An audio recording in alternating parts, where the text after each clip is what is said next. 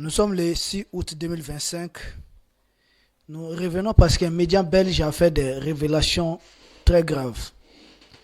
Nous avons pu mettre la main sur un document et c'est des révélations très sérieuses. Il s'agit du média belge qu'on appelle Business AM.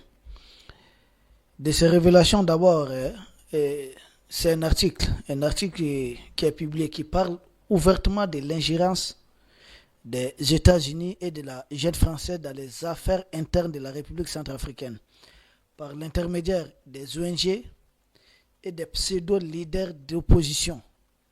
Ça, c'est très important. C'est pourquoi la fameuse démocratie qu'on impose souvent aux pays africains, il faudrait revoir. Des gens qu'on nous présente souvent comme des leaders d'opposants, c'est généralement des mercenaires politiques qui ne sont là que pour entretenir ou viser, garantir les intérêts du maître colon. Et c'est ce qui s'est passé en Centrafrique. Et un exemple, c'est cité dans l'article, en 2021, des accusations de financement de groupes armés centrafricains par des entreprises françaises. On a tous vu de cela, notamment on a cité Conglomérat et Castel Group à travers sa filiale, Soukaf, qui était en train de financer certains groupes armés. Mais ça ne nous surprend pas.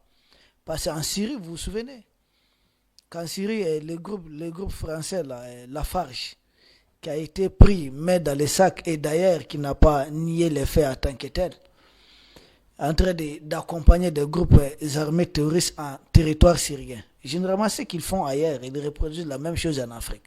Ou ce qu'ils font ici, ils recopient, ils essaient de copier la même chose ailleurs.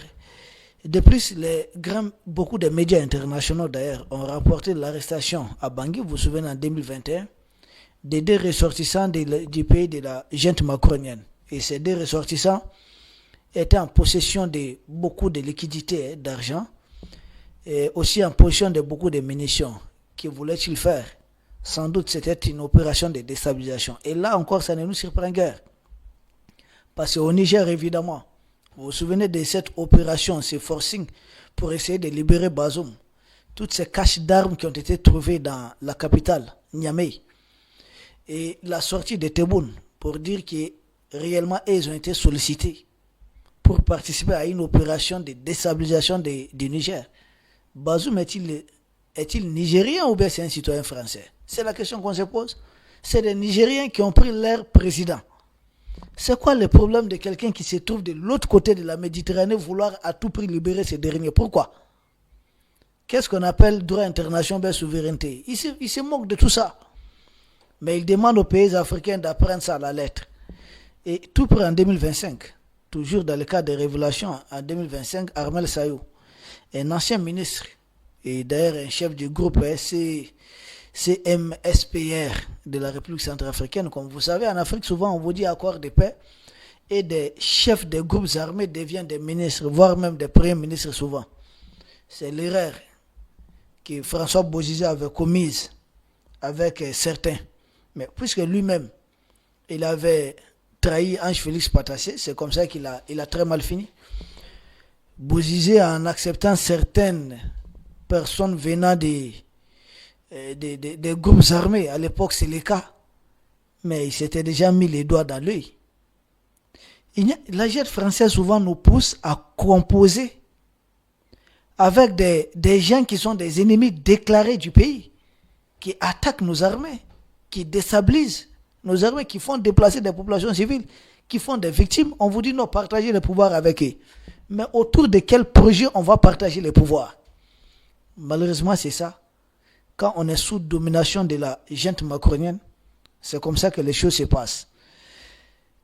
Pour reprendre le contrôle de la République centrafricaine, ces gens sont prêts à tout. C'est la même chose qu'ils essaient de faire autour des pays de l'Est. Mais ici, ils savent que ça ne passe pas. Vu qu'en RCA, leur hard power, ça n'a pas fonctionné, mais ils passent par soft power. Il faut proposer l'aide au développement, il faut proposer une formation au niveau de l'éducation, il faut proposer une coopération au niveau diplomatique, il faut proposer. Pourquoi? C'est quoi la finalité? Recoloniser l'Afrique, comme l'avait laissé entendre le fameux général François Lecointre. On n'est plus à ce niveau. Nous, on a dépassé ces stades. Ça ne va pas fonctionner comme ça. Donc, ils ont recours à beaucoup des ONG, de leurs ONG, pour essayer en tout cas de corrompre. Mais c'est fini. Nous sommes déjà partis. Chaque pays africain qui se libère de cette gente barbare d'une autre époque, personne ne souhaite revenir. Comment on peut échapper aux flammes et vouloir revenir dedans pour se faire brûler? Non, tout sauf ça. En ce qui concerne l'intervention de l'oncle Sam, les États-Unis, la société militaire privée, vous connaissez Bancroft, vous avez entendu parler, qui est très très très active depuis 2023 dans la sous-région. Bancroft, c'est l'une de leurs sociétés privées. Bizarrement, quand il s'agit des sociétés privées militaires d'autres pays, ils disent c'est des mercenaires, il ne faut pas les accepter, il faut les refouler. Mais chaque pays impérialiste là a ses sociétés privées. Quelle est la société militaire privée qui est censée garantir l'accord ou qui doit protéger les sites miniers de l'Est de la RD Congo? Et les gens ne disent rien. Blackwater, ça ne dit rien à personne. Ces gens pensent que nous, Africains, nous sommes tombés de la dernière pluie. Nous leur demandons simplement de nous respecter et de traiter d'égal à égal. Venez par la grande porte, on discute d'égal à égal. Mais vouloir passer par certains chemins pour nous atteindre, là, c'est pas bon. Il faut arrêter avec ça. Sachez que de la même façon vous composez avec les pays d'Asie et autres là. Qu'est-ce qui les empêche de venir composer de la même façon? Ou bien ils sont convaincus que nous autres Africains, nous sommes réellement des sous-hommes.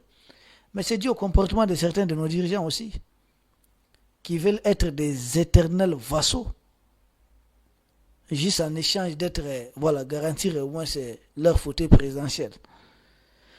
Vous savez, en 2024, Martin Figura, un employé d'une ONG américaine, FHI 360, il a été arrêté en République centrale. Pourquoi? Pour espionnage.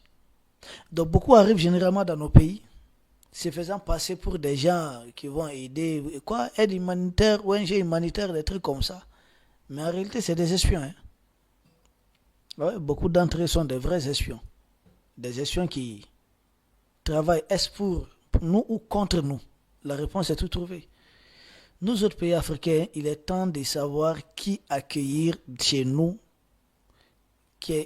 à qui il faut donner un agrément, quelle ONG doit travailler chez nous. Mais c'est facile. Et quand le Niger a commencé cela, il y a certaines ONG qui sont fâchées et sont parties. Maintenant, ces ONG-là cherchent à revenir.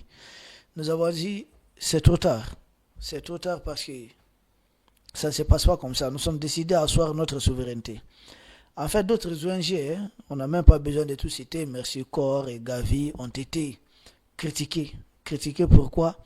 Critiqués pour avoir suivi les objectifs toujours égoïstes au détriment de la population centrafricaine. Et là, nous encourageons les peuples centrafricains et surtout les autorités centrafricaines. Il n'est pas surprenant, parce que dans de telles conditions, il ne faut pas être surpris de voir la République centrafricaine diversifier ses partenaires. Aller vers nos partenaires là, les Russes, vers les Chinois, d'autres partenaires beaucoup plus sincères. Et c'est là que des pays impérialistes arrivent. Vous ne devez pas faire affaire avec tel, avec tel, avec tel. Mais nous disons finalement, qu'est-ce que vous voulez? On vous accepte depuis avant les indépendances, depuis les temps de l'esclavage, vous êtes là. La colonisation, vous êtes là. Et vous êtes revenu encore sous forme de néocolonisation. C'est que vous avez refusé aux Allemands. Vous avez tout le temps refusé qu'on vous imprime une autre monnaie. Mais vous nous imprimez une monnaie. Vous nous mettez dans des accords coloniaux. Et vous nous demandez de ne pas diversifier nos partenaires. Mais venez par la grande porte. Mettons fin à ces accords coloniaux. On va discuter, ça serait une sorte d'appel d'offres.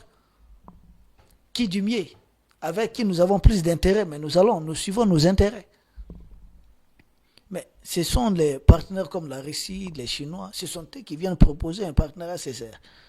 Et les autres là sont fâchés. Vous, qu'est-ce que vous nous proposez? Des groupes armés. Regardez dans l'espace AES, des groupes armés terroristes. Et vous nous demandez d'essayer de coopérer. Mais attendez, c'est pas sérieux. Il n'y a pas de respect.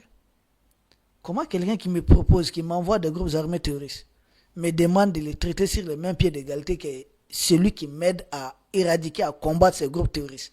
Mais vous n'avez pas le même traitement. Mettez fin à vos histoires de groupes armés terroristes.